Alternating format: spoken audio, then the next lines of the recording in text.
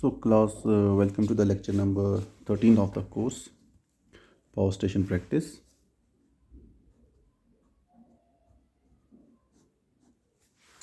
Okay. So in the previous lecture, that is lecture number 12, I started this uh, unit number 2, where the name of the unit was Economics of Generation, and where we discussed certain things that are related to the means cost of generation and profit, all that. So there we studied first what are the factors that affect the cost of generation, why the cost of generation should be minimum. Then we discussed some two basic terms in this economics of generation, that is this depreciation and interest. So then we also studied means how this depreciation means why means whose responsibility is to make means or find the ways to reduce the generation cost. Okay. So next, let us see that we know that generation cost. We discussed about generation cost. We said that what is the cost of generation? The cost per that is used for generating 1 unit of electricity. 1 unit means 1 kilowatt hour of electricity. Okay. So next, let us discuss what are the how this generation cost of electrical energy. How generation cost of electrical energy it is divided. Means it is divided into. Let me turn on the flash first. Okay. Now I think the visibility is better. Okay. So I'm saying generation cost of electrical energy is divided into generation cost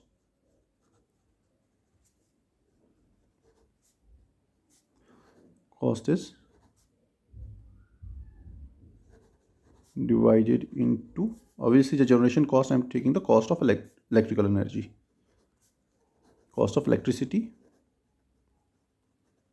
or electrical energy. So it is divided into number 1 fixed cost, number 2 semi-fixed cost,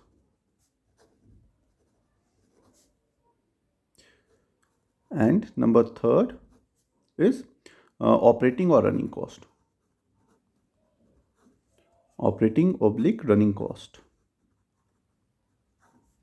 Running cost. So I will tell you why these costs have been divided. It means we see that some portion of the cost that is used in this generation of electricity, it is fixed, it is constant. Okay, so that is called as the fixed cost, and some portion is semi-fixed. Semi-fixed means the cost will depend upon the maximum demand, but it will remain independent of the number of units generated. Okay, since we are saying that maximum demand is constant, so that is why, and this number of units they can change because number of units generated, it is not it depends upon load. Okay, so that is why it is called semi-fixed cost. And the third is operating or running cost, means this operating and running cost, it is independent of the maximum demand, but it depends upon the this number of units generated. Okay, so first I will explain what is fixed cost and what do we include in this fixed cost. Fixed cost. Okay, so I told you means this load curve. What is the importance of load curve? I told you that with the help of load curve, you will get what is the maximum demand and what are the number of units that are generated. Okay, so this fixed cost means it will help us in calculating the fixed cost. So what is basically fixed cost? Fixed cost, it is fixed. You are constructing a plant, whether it is a bigger plant or a smaller plant. Okay, whether it's a 450 megawatt plant or a 250 megawatt plant or a 600 megawatt plant, means okay, the fixed cost, it will remain constant. Okay, that part of the cost which is fixed, it will remain constant, and it is independent of maximum demand as well as the number of units that are generated. Okay, so I will write what is fixed cost. Fixed cost independent of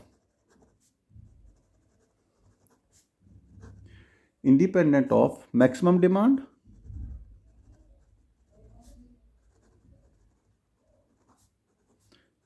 and number of units generated. Number of units generated. Okay, so that cost which is independent of maximum demand and number of units generated is called fixed cost. So what do we include in this fixed cost? So in this fixed cost, we means it includes the annual cost of central organization. I will write it down because these are very important parts. So it includes includes annual cost of central organization,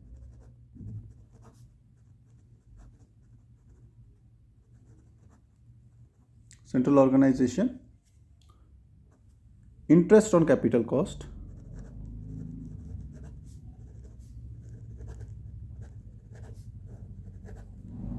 of land, and salaries of high officials.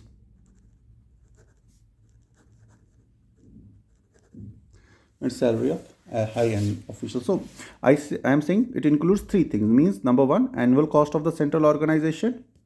Number two, interest on capital cost of land. And third, salaries of high officials. Okay. This annual expenditure or annual expenditure of central organization and salaries of high official is fixed. Okay, so what is the since I'm saying because annual expenditure or annual cost of central organization and interest this and salaries of high official, it is fixed. I'm talking about these two parts, first and third. Means annual expenditure of central organization and salaries of high officials, it is fixed. Why it is fixed? Because it is to be met. It means whether your plant is high of higher capacity or lower capacity, these two expenditures, these are to be met. Okay, means whether the maximum demand is high or low, so you have to pay the salary of you have to pay salary to the high officials. Okay, for example, I am saying, for if you have power plant, you have two plants, okay, one is 1000 megawatt and another is 500 megawatt. Okay, so tell me, in 500 megawatt you need one project engineer, and in 1000 megawatt you need one project engineer. Okay, so in both the plants you need one project engineers, or in both the plants you need one chief engineer, for 500 megawatt plant and one chief engineer for 1000 megawatt plant, and the salary of this high official, it is fixed. Okay, means a chief engineer that is appointed in a 5 megawatt plant and a chief engineer that is appointed in a 1000 megawatt plant, they both will charge the same salary. Okay, so that is why salaries of higher officials and annual cost of the central organization, it is fixed. And is whether the maximum demand is high or low, whether we have a bigger plant or a lower plant, these two costs, they will remain fixed. That is why it has been included in the fixed cost. Okay, now the second is this point, interest on capital cost of land. Okay, so look, once you have purchased a land, है ना, you have purchased a land and you have borrowed money from for purchasing that land. Okay, so since you have borrowed money from the bank, the interest on that amount which you have utilized for means purchasing the land, that amount is fixed. So if the amount is fixed, the interest on that amount, it will always also remain fixed. Okay, so that is why what I am saying capital investment on land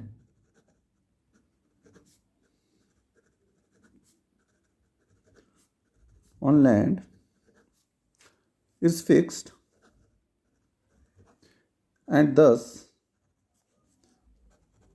the amount of interest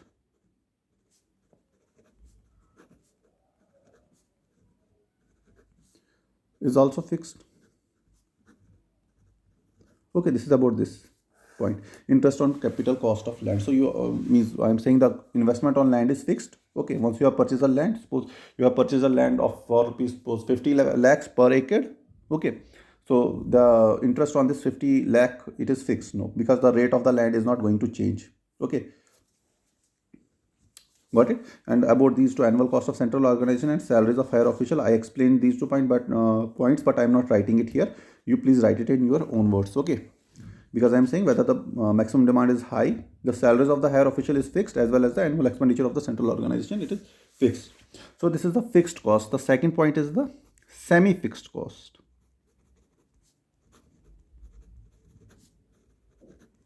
What do you mean by semi-fixed cost? I am saying that semi-fixed cost, it is dependent on the maximum demand but independent on the of the number of units generated. So I am saying dependent on maximum demand, okay, but independent of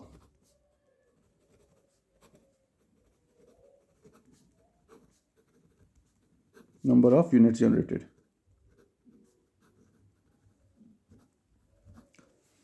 Okay, so fixed was, it was independent of both, it was fixed.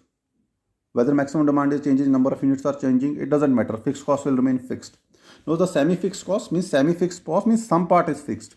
So I am saying this cost, semi-fixed cost, it is dependent on the maximum demand and independent of the number of units generated. Okay, so means dependent on maximum demand means semi-fixed cost, it is proportional to the maximum demand. Okay, I am saying it is proportional to maximum demand on power station, okay, and is on account of what? On account of annual interest and depreciation on capital investment. Account of annual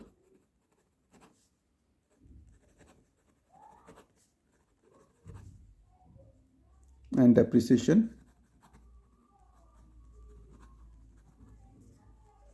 and is on account of annual interest and depreciation on capital investment.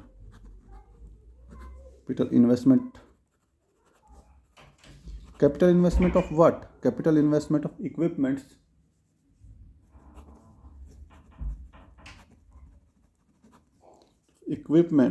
and plant building.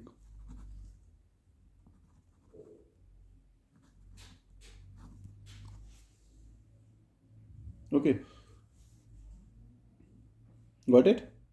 And is on account of annual interest and depreciation on capital investment of equipment and plant building.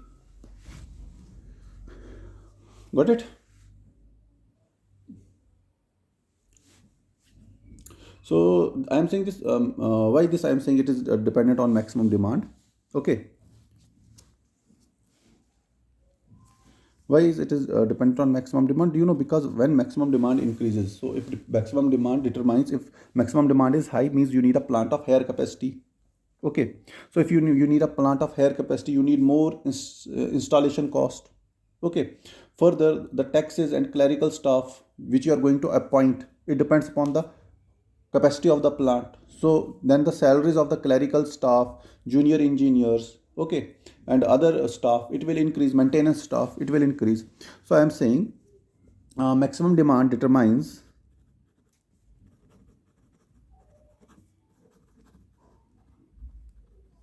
the size and thus the installation cost.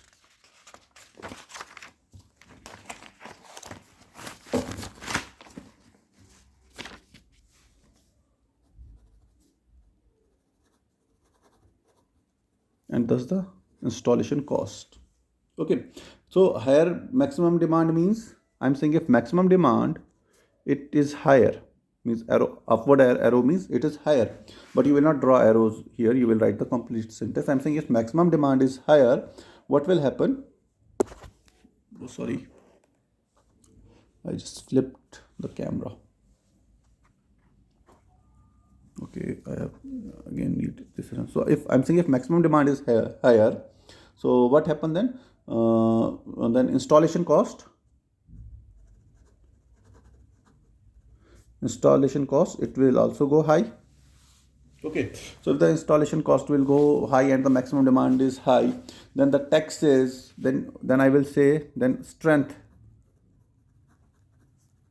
of clerical staff, it will also increase. Okay, so if the strength of the clerical staff also increase, which in turn, so all these factors, they depend upon the maximum demand. Got it? So that is why we say this semi-fixed cost, it is dependent on maximum demand but independent of the this number of units generated. Now the third part of the cost, it is what we are saying running cost or operating cost. running cost. So what is running cost? So running cost means the cost that depends upon the number of the units that are generated. Means depends on number of units generated. Okay, depends of number of units generated.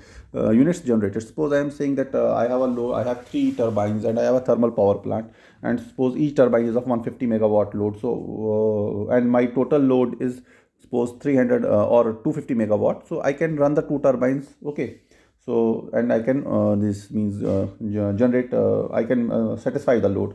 But if the load increases to suppose 350 megawatt, then I have to means turn on all the three turbines or the three generators. Okay, so I'm saying the means the amount of fuel that is to be used, it will increase.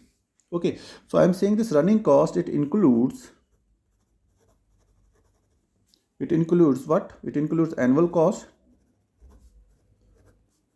of fuel. Okay, if your annual cost of fuel is increasing, so your more units are working, means you need more maintenance, more repair, more lubricating oil. So it includes the annual cost of fuel and lubricating oil,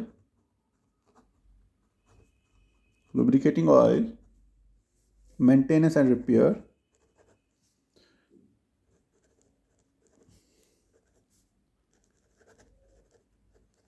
Okay, so salaries of operating staff, salaries of operating staff means which are technical staff. Talking about salaries of operating staff. So these are the means these all these things, they include this. No? They are included in this running cost. No, since these charges depend on energy output, I'm saying these charges, it depends upon the energy output. Okay, thus we are saying that the running cost is directly proportional to the number of units generated. What I'm saying here, I'm saying since these charges means maintenance and repair, salaries of operating staff, lubricating oil, cost of fuel, since these charges depend upon the energy output. Okay, thus I can say the running cost is the running cost is directly proportional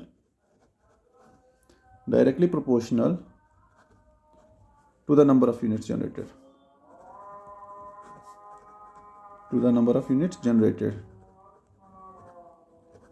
Okay, so if more units are generated, plant will have higher running cost and vice versa. Okay, what I'm saying, if more number of units are generated,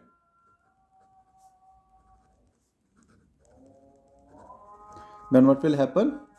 Plant will have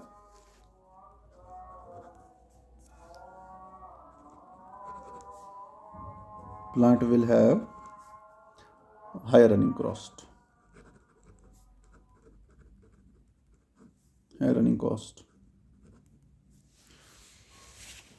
Okay, so these are the three types of costs that we use in the cost of generation: fixed, semi-fixed, and running cost. So next is the, let us say, see the expression for the cost of electrical energy. I'm saying expression for cost of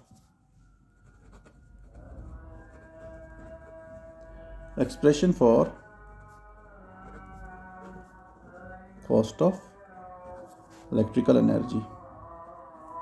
Okay, so you know that overall cost of the generated energy can be expressed in two forms. First, I'm saying this overall cost of electrical energy, it can be expressed in two forms. Number one is the three-part form,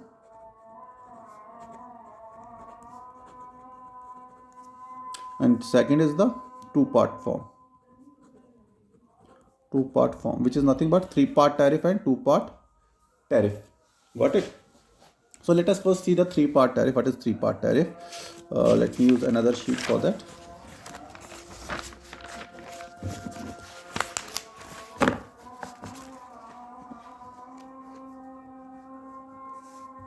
Number one, three-part tariff.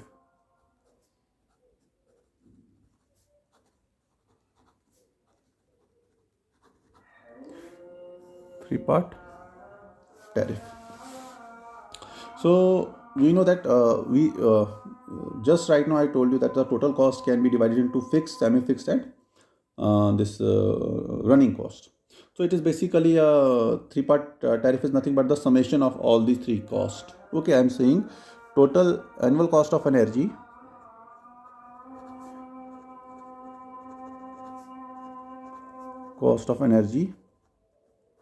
is nothing but the summation of the three costs. Okay, the one is fixed cost plus this was semi-fixed cost, and third was running cost. Okay, so you know that fixed cost, I am saying it was independent of the number of units generated and maximum demand. Okay, it includes the cost of annual expenditure of the organization, the cost of the higher officials, and the interest on and the what I am saying, interest on what, on this capital investment of land. Okay, these three are fixed, so that is why it is called as fixed cost. So I am saying it is constant. Semi fixed cost was what? It was proportional to the maximum demand.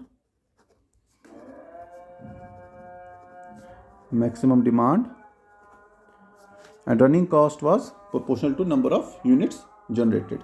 I can say proportional to kilowatt hour generated. Okay, so constant, I am writing this constant as A here, and I'm saying this cost is proportional to the maximum demand. So if I am saying maximum demand is in kilowatt, okay, and there is certain charge per kilowatt, that charge B multiplied by the number maximum demand, it will give you the semi-fixed cost. Okay, and this third cost, running cost, was proportional to the number of units generated. So I am saying I am generating kilowatt hour. These are the number of units generated. Okay, so I will multiply it by C, where C is the constant which is multiplied by the units generated. Units generated is kilowatt hour. So when C multiplied by the units, number of units generated, it will give you the running cost. Okay, so this will give you the total annual cost of energy. Got it? So what is A here? A is nothing but constant and independent of maximum demand and number of units generated. Constant independent of max demand and number of units generated. What was B? It is again a constant which is multiplied, or which when multiplied by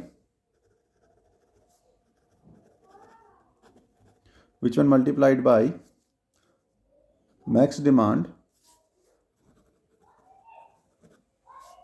gives annual semi-fixed cost, and C was again constant which when multiplied by number of units generated gives annual running cost. Constant which when multiplied by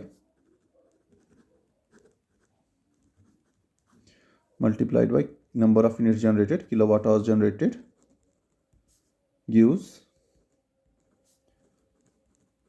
annual running cost. Okay, got it? Hope everything is visible in the camera, because I just flipped the camera 5 or 7 minutes earlier. So now I don't know whether everything is visible or not. I hope now it is visible. Yes, so this was a three-part tariff. Now comes another thing, that is two-part tariff.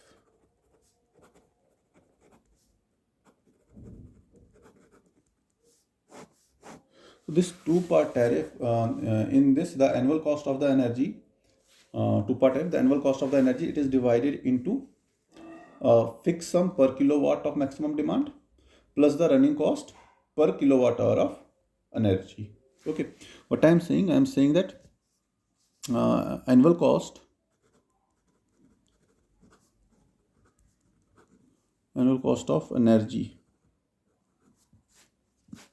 annual cost of energy is divided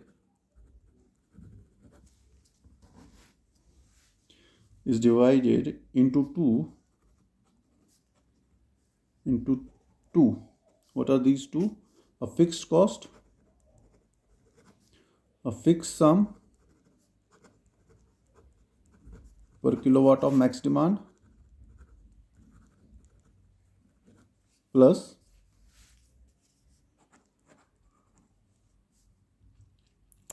a running cost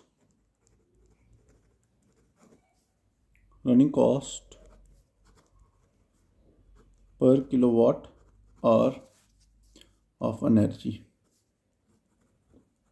So we are going to write it, total annual cost.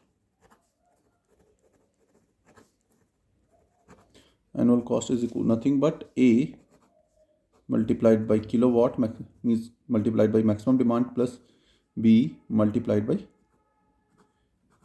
kilowatt hour. Itna rupees. So please take care. Here I am using capital A and capital B. However, here I am using capital A, small b, and small e. Now this A here, A is a constant. Please note it down. I am not writing it here. Okay. So I am saying A is a constant which is multiplied by maximum demand. So this A is multiplied by maximum demand to give annual cost of the first part of, okay, to give the annual cost of first part. This is the first part. So I'm saying A is a constant which when multiplied by the maximum demand, okay, gives the annual cost of the first part. This is the first part. Okay. Then B, so this is the first part, this is the second part. And then B is a constant which when multiplied by the kilowatt hour, okay, gives the annual running cost. This gives the annual running cost. Okay. And this is the second part. Okay, so this two-part tariff, we are saying we have a here three-part tariff and here we have a two-part tariff. So this two-part tariff is the simplification of the three-part tariff. Okay, this two-part tariff is a simplification of a two-part tariff, and in this two-part tariff, I'm saying this two-part tariff is a simplification of a three-part tariff, and here in two-part tariff it shows a constant A, capital A, and in a three-part tariff it shows a constant small a. Okay, so this small a in a three-part tariff, okay, it is merged in the fixed sum. Okay, it has been merged in the fixed sum per kilowatt of maximum demand. That is this A. I'm saying A here in three-part tariff, it has been merged, okay, in the fixed sum per kilowatt of maximum demand, that is constant A. So this has been merged in a fixed part of maximum demand, constant A, in a two-part tariff. Okay. So this was means about the means how you can calculate three-part tariff, how you can calculate this two-part tariff. I'm saying two-part tariff is simply a simplification of a three-part tariff. So in a three-part tariff, this A, it has been means merged with the this has been merged in a fixed sum per kilowatt of maximum demand, okay, which is shown by constant A in a two-part tariff. Okay. So next is the what are the methods of this determining depreciation. So I told you, depreciation and interest, they are very important components. So how you will determine depreciation and how you will determine interest. So these are two separate topics. So let us start with an introduction of these methods of determining depreciation.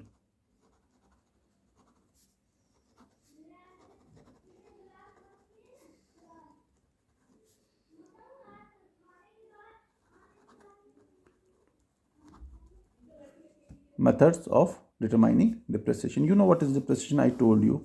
I will again repeat here. So I will say that depreciation refers to the reduction in the cost or value of the plant, equipment and building due to wear and tear. Okay. So why this depreciation was important? Because we were saying that by the time that we are saying that the useful life of the plant is supposed 20 years. So in 20 years, what we do every year, we will save some money in the form of a depreciation every year, in such a way that at the end of the 20th year, so when we will dismantle this plant, so we will have enough money has been means accumulated by way of depreciation, so that the collected money, it should equal to the replacement cost of the new plant. Okay, replacement cost of the old plant by the new plant. So what are the methods of depreciation, determining depreciation? So there are basically three methods of calculating depreciations. Commonly there are three methods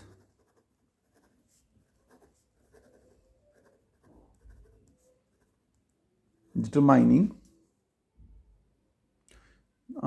determining depreciation. So what are the methods? I will write the methods. The first method is straight line method.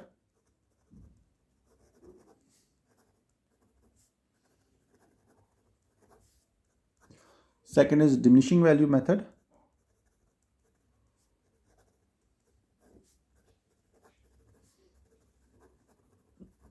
And the third is sinking fund method.